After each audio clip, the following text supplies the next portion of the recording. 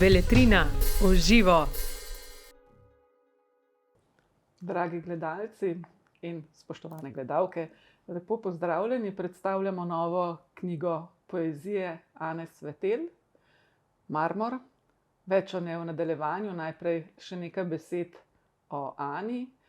Po poklicu je etnologinja in kulturna antropologinja, zaposlena na Filozofski fakulteti Univerze v Ljubljani. Najbrž jo večina izmed vas pozna kot pesnico, pisateljico, kolumnistko in pripovedovalko. Njena pesniška zbirka Lepo in prav iz leta 2015 je bila nominirana za najboljši knjižni prvenec leta. Sledila je knjiga kratkih zgodb Dobra družba leta 2019, nominirana za nagrado Novo mesto, zaživela je tudi v seriji radijskih iger z naslovom Prevozi.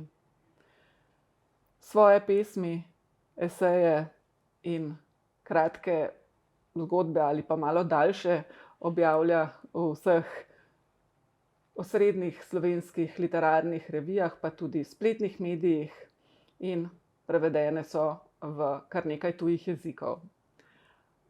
Ana, predlagam, da morda nam za začetek, pa tako da bo uvod malo mehkejši, prebereš nekaj pesmi po svojem izboru, potem pa začneva s pogovorom o knjigi. Velja. Bom za začetek prebrala prvo pesem v zbirki, ki nima naslova. Odprta so vrata skozi življenje, piha, pleše, tanke zavese, prašni delci, lebdijo kot majhne zvezde. Parket odseva, soba negibna, lepa, kot bi nekdo med ljubečim vzdrževanjem reda za hip odšel posedet na vrt, kot bi nekdo bolj z občutkom kot premislekom vedel, da so vrata skozi življenje lahko samo odprta. Ana, hvala. Tale pesem, ki si jo prebrala, je precej drugačna od drugih v nekem smislu, predvsem oblikovnem, morda nekem globinskem pa niti ne tako zelo. Je brez ločil in postavljena čisto ločeno od drugih. Zakaj tak vstop v tvojo knjigo? Ja, pravzaprav se mi je zdela ta pesem že od začetka, ko sem začela snovati to zbirko, popolnoma, njeno mesto na začetku se mi je zdelo popolnoma logično. Ker je in v tem, da je oblikovno res nekoliko drugačna, nekoliko specifična, in v tem, da jo jaz razumem kot neko povabilo, nek vstop in hkrati dovolj jasno nakazilo tega, za kakšno pesniško zbirko gre. Pa tudi v tem smislu te podobe, ki se začne z odprtim, a ne, konča pa s točko, ker s tem se, za točkami se zbirka konča, se mi je zdelo, ne vem, meni kot avtorici te knjige se mi zdi to najbolj logična izbira. Je pa res, da jaz sicer pri ostalih pesmih pač so ločila več ali manj pač striktno upoštevana. Pri tej konkretni pesmi pa se mi je zgodilo to, da sem jo očitno, jaz se tega sicer ne spomnim, ampak nek večer napisala na telefon v te zabeležke, in sem potem nanjo pozabila. In ko sem jo našla na telefonu in jo prepisala na računalnik in se pač zazrla vanjo v tej podobi, kakor je pesem na ekranu, in po tej zvočni odprtosti in večpomenskosti se mi je zazdelo, da bi jo ločila na nek način preveč ranila oziroma preveč definirala v neke smeri, za katere si nisem želela, da jo določajo. Pa če greva zdaj morda korak nazaj, ne? To je tvoja tretja samostojna leposlovna knjiga. Najprej knjiga poezije, potem pač knjiga kratkih pripovedi. Kdaj kot ustvarjalka, recimo, oziroma kako sama ločuješ med obema ustvarjalnima govoricama, če sploh, oziroma kakšno razmerje gojiš do ene in kakšno do druge? Meni se zdi v resnici ustvarjalni proces pisanja proze in poezije precej različen, no? Se v marsičem razlikuje. In mogoče ravno zaradi tega se mi v resnici ne zdi posebno težko peljati obojega vzporedno. Mislim, proza se pač bolj razrašča in v tem razraščanju zahteva mogoče neke druge vrste disciplino, ali pa neke druge vrste poskušanja ohranjanja neke koherentnosti glasu, recimo tudi, če gre za neko kratko zgodbo. Medtem ko je pisanje poezije, pri tem vsaj jaz tako delam, pa gre v bistvu za neko izčiščevanje, za destiliranje jezika, ne. Tam, kjer gre proza navzven, ne, tam se poezija tako kristalizira ali pa postane ena kaplja ali pa en curek, ne. Zaradi tega pač praktično od začetka, v bistvu začela sem kot pesnica, to je res v svojih najstniških letih, ampak ko sem začela pisati prozo malo bolj resno, od tedaj naprej pa v bistvu oboje nekako vzporedno peljem. Zdaj bom prebrala kratek citat, pravzaprav 3 verze iz tvoje pesmi Svetloba. Takole gre: razlika je edini pogoj zaznave. Vse ostalo je izpeljano v njej. Konec citata. In to razumevanje razlike, ta razlika tudi se zdi pomembna za tvojo poezijo. Po drugi strani pa lahko recimo v pesmi Lovka, to se mi zdi zanimivo, da ta dvojnost, mislim, zavest obojega obstaja sočasno in dragoceno seveda. No, v Lovki pa lahko najdemo vers, ki govori pač o jasni zavesti, da razlikovanje lahko tudi poškoduje. Bi lahko morda kaj o tej dvojnosti povedala? Ja, vsaka razlika je na nek način meja, ne. Takoj, ko se iz enega oddvoji nekaj drugega, mislim, se z vsakim mitom o nastanku ali pa z vsako to temeljno religiozno knjigo se v bistvu ta tema preoprašuje, ne. Kaj nastane, ko ni vse eno, in to, da se nekaj iz neke nedeljive neskončnosti oddvoji in postane ta razlika, seveda je to pač vir hudega, ne. Vsaka meja je na nek način nekaj, kar ima v sebi nek A in nek B, ali pa neko nulo in eno enko. To v tej pesmi Lovka, kjer v bistvu, no, se bom potem še prebrala, ampak kjer gre za to podobo, ker se spomnim enkrat, ko sem bila nekje na daljnem severu, da sem v tej beli pokrajini, polni snega, ugledala severno lisico, ne? Ampak sem jo komaj ločila iz te enosti, ne? Ampak ta razlika vendarle je bila. Ampak to vprašanje razlike, nerazlike se mi pogosto zdi zanimivo tudi tudi takrat, ko kaj opazujem v naravi, ne. Ta moment se mi zdi tudi blazno lep, ko recimo gledaš odprto morje, ne, in potem včasih se barve tako nekako zlijejo, da se sploh ne vidi horizonta, kje se morje in nebo končata, ne. Ta občutek neke totalne enosti, ki te takrat preplavi. Mogoče, mislim, deli tega, teh izkušenj so seveda tudi v teh pesmih zajeti ali pa na nek način upovedani. Tvoje pesmi se zelo pogosto vzpostavljajo v zarisu intimizma, ampak se pa v knjigi vzpostavlja tudi, tako bom rekla, luciden in premišljen, reflektiran dialog s širšo družbeno resničnostjo. Nekatere bi lahko razumeli tudi kot družbeno kritične, ampak so v bistvu zasnovane tako odprto in tako široko, da jih lahko razlagamo tudi povsem drugače. Pa me zanima, kako sama kot pesnica gledaš na ta recimo malo bolj kritičen dialog, ustvarjalen seveda sočasno družbeno resničnostjo. Ja, pravzaprav jaz recimo kot bralka ne bi v nobeni od teh pesmi prepoznala neke izrazite družbene kritičnosti, no. Je pa res, da se pač kot človek seveda ne morem ne odzivati, a ne, na karkoli se dogaja, in zato tudi to, kar se v družbenem smislu dogaja okoli mene, nekako pronica v pesmi. Ampak je pa res, da meni ni blizu kot pesnici, da bi se neke družbeno aktualne teme v pesmi prelivale na nek zelo neposreden način. To pač za mojo poezijo to res ni značilno in jaz na tak način ne pišem. Tako da kjer je mogoče nek odblesk tega nekega komentarja recimo na družbo, je verjetno res precej zabrisan ali pa nekoliko oddaljen. Se strinjam s tem. Pesmi so v glavnem pisane v prostem verzu, mislim, so pisane v prostem verzu, so pa nekatere daljše, druge so pa izrazito kratke.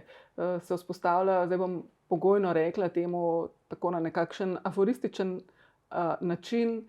Zakaj pogojno? Ker recimo lahko se pesem, bom prebrala zdaj čisto za primer, ne, vzpostavi kot ena taka globoka misel ali nek luciden uvid ali tako, ne. Recimo v otroštvu je življenje celo, nato se le še kruši, ne. To je tako za primer, da bodo gledalci vedeli, o čem govoriva. Ampak te drobne pesmi se pa vedno povezujejo v neke večje celote. Zakaj ta strukturna posebnost? Se ti zdi, da so same na sebi predrobne, sporočilno preveč krhke ali vzrok za to korenini nekje drugje? Mislim, da vzrok za to deloma korenini v procesu njihovega nastanka. Namreč, naprimer, ta cikel Pesemski okruški, marsikateri izmed teh verzov oziroma teh dvo- ali troverznih pesmi, pač zgodilo se je, da sem jaz te stvari napisala in potem sem čakala in poskušala jih razviti dlje, ne, v pesem. Precej časa se mi je zdelo, da so vse to nastavki, ki jih jaz potem pač moram nadgraditi z dodatnim podobjem in tako naprej. In v nekem trenutku mi je naredilo nek klik v glavi, da ne, to so že pesmi. In to so tako pač to je pesem, ne. Včasih se mi zdi, da si moraš kot avtor vendarle dopustiti, da samega sebe tudi v oblikovnem smislu nekoliko presenetiš, pa ne potiskati nečesa v neko smer, kamor ne gre, a ne. In potem, bolj ko sem gledala te okruške, bolj se mi je zdelo, da v resnici ne komunicirajo, mislim, ne morejo, ali pa jih jaz ne morem na tak način razširiti, da bi se razkomunicirali vsak v svojo pesem, ampak da na nek, meni se zdi, da vendarle dovolj poveden ali pa dovolj koherenten način stojijo skupaj in nekako, sicer zelo blago, ampak na nek način komunicirajo en okrušek z drugim, recimo govorim zdaj pač na tem primeru. Bi si pa jaz želela seveda, da se jih bere bodisi kot samostojno enoto, kot samostojno pesem, bodisi kot ta en krhko povezan lok. Tako da bi si tu želela, da se, seveda, mislim, glede na to, da sem jih dala v cikel, vse te krajše pesmi, jih seveda na nek način jim dajem neko streho, ampak mislim, da so hkrati to pesmi, ki lahko stojijo zase in lahko so združene. Ja, zagotovo.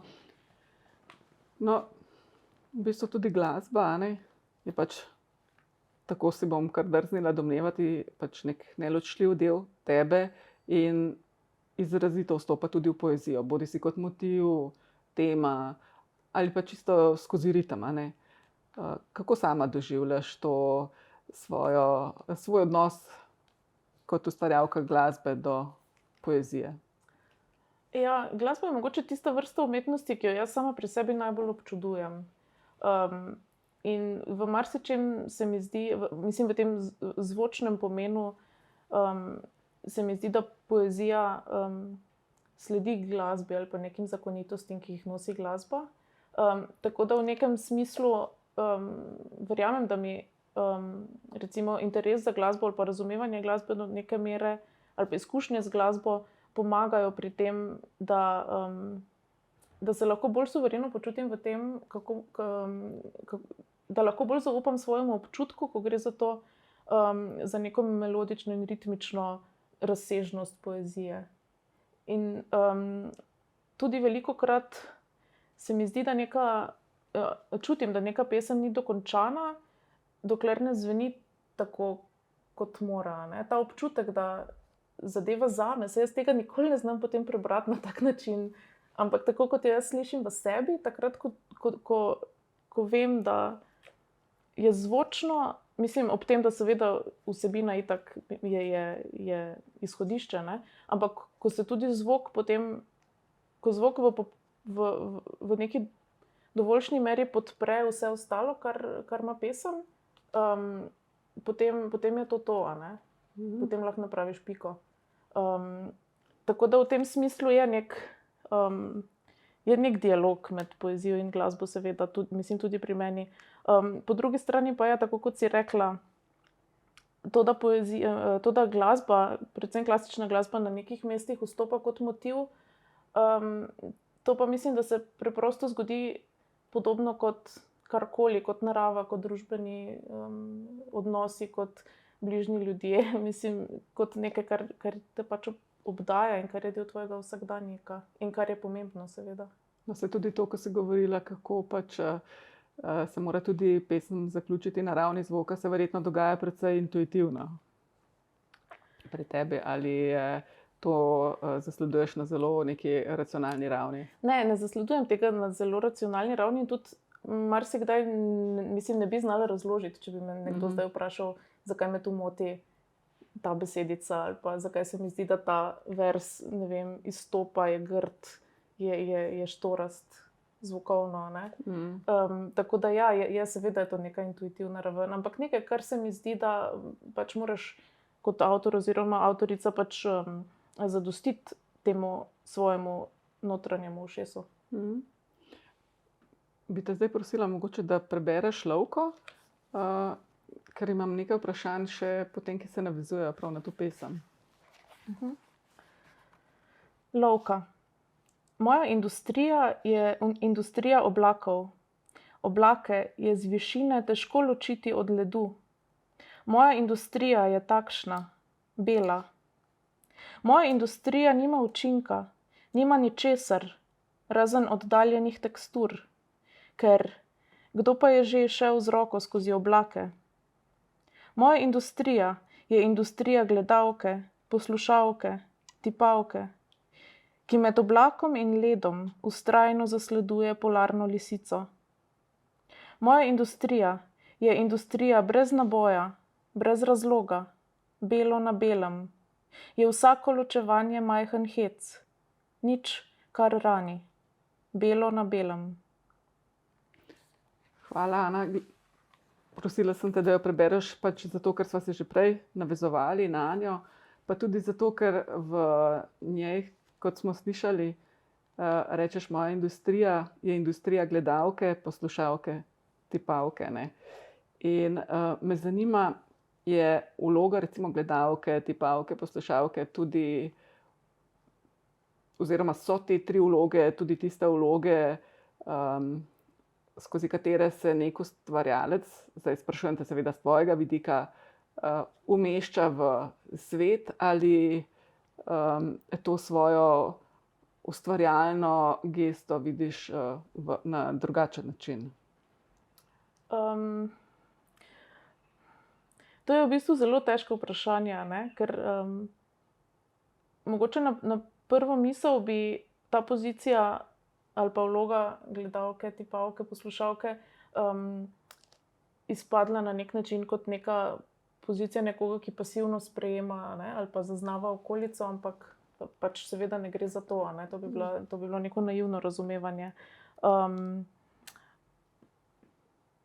In ta pozicija v resnici v tej pesmi ne mislim toliko na neko svojo pesniško identiteto ali pa na pisanje, ampak bolj na neko pozicijo ali pa način nekega pač bivanja v svetu, ki v tej pesmi skuša mogoče nakazovati na neko hkrati relativno odmaknjeno, pa ne preveč čustveno vpeto pozicijo, pa hkrati, to si jaz upam v tej pesmi, da je zaznano, ne, pa hkrati neko zelo, zelo nežno ali pa krhko v tem, na kak način vstopaš v interakcijo s svetoma, ne. Mislim, zaznavati stvari z neko resno pozornostjo je seveda neka izredno velik izraz spoštovanja do drugega in drugih, a ne. Mislim, da je predvsem to tisto, kar je v ozadju te pesmi. Omenila si to nežnost, krhkost, ne?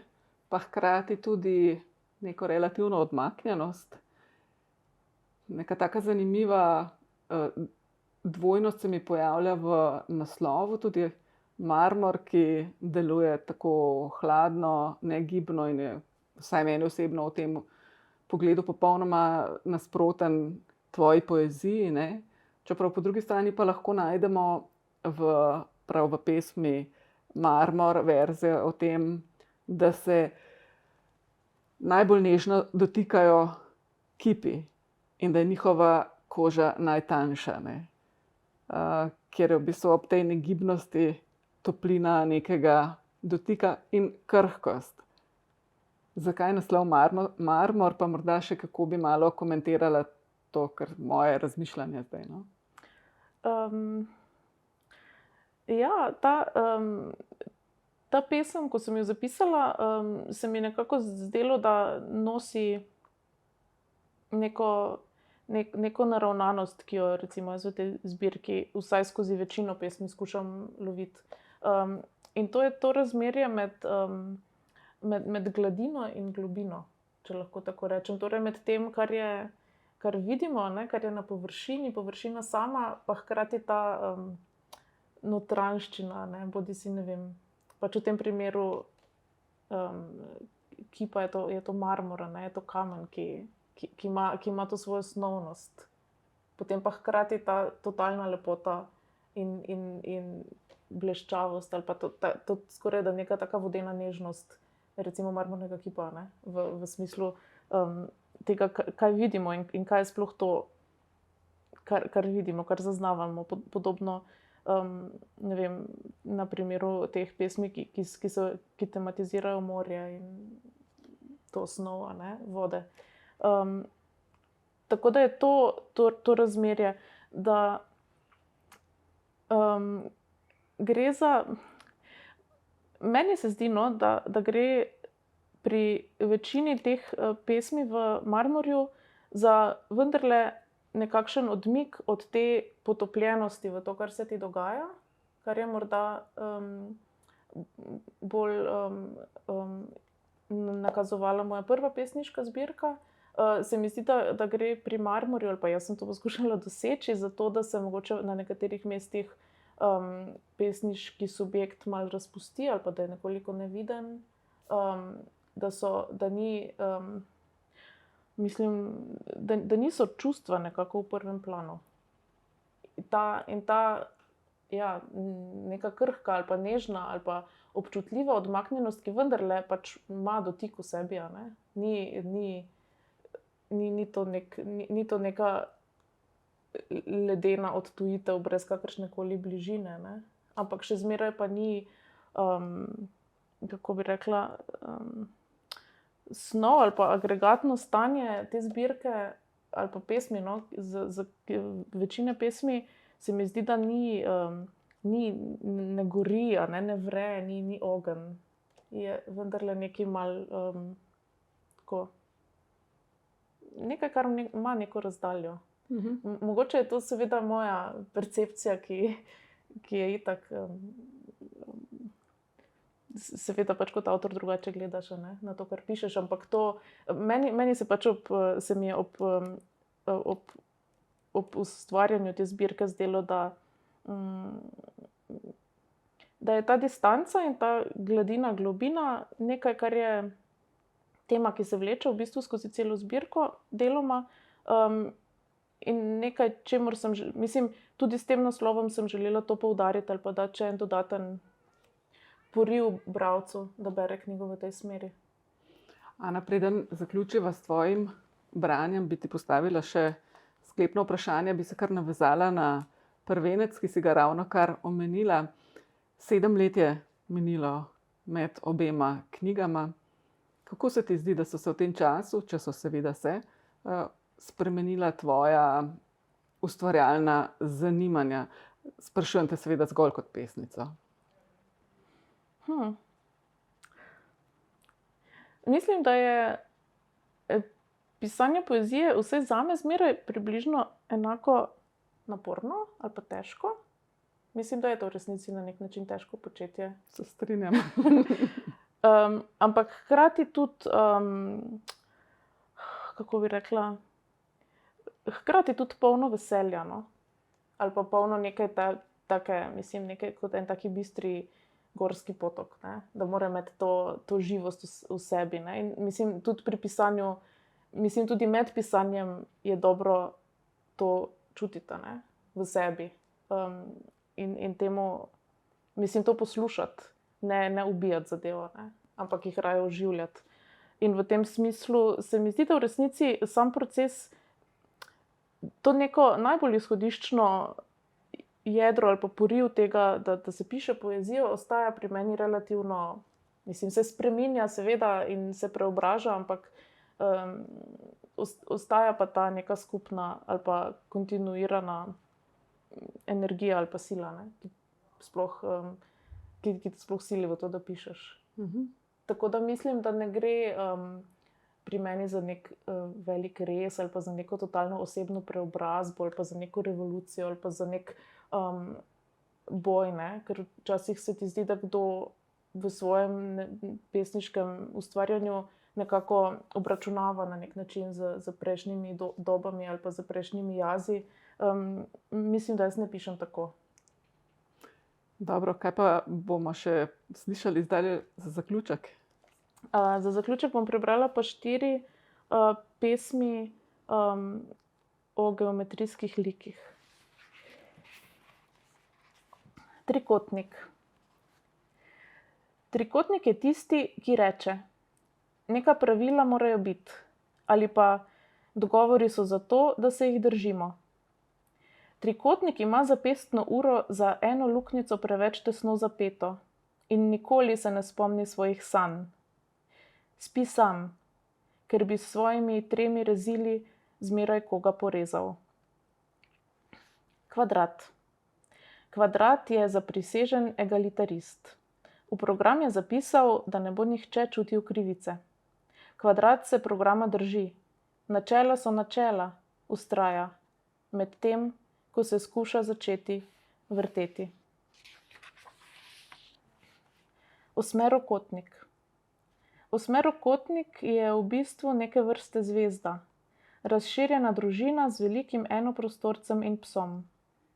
Osmerokotnik ne mara primerjav, monoteizma in likov z malo koti. Kadar gre na morje, plava hrbtno.